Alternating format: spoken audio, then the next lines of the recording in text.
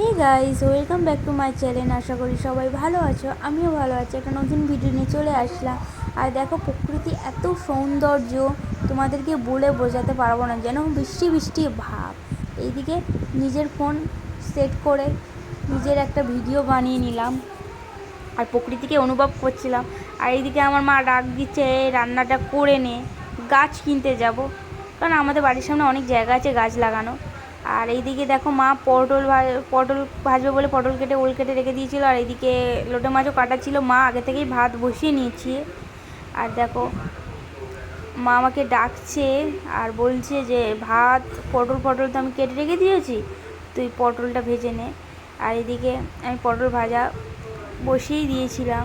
আর আদা রসুন তো বাটাই ছিল লোটে মাছ করার জন্যে।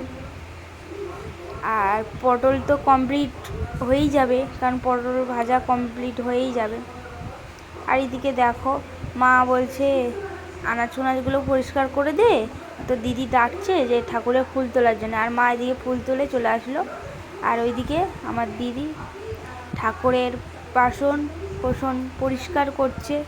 আর বন্ধুরা বলো তো, কাদের বাড়িতে কার এবং কাদের বাড়িতে গোপাল আছে।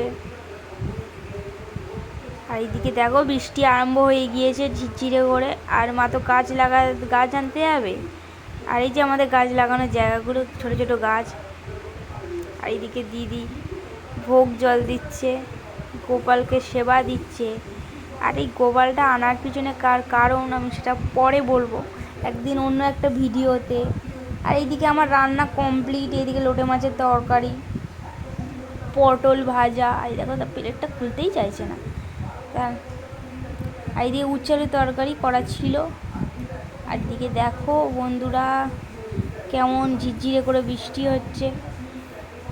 আর এরকম মরশুমে খিচুড়ি হলেই বেশি ভালো লাগতো।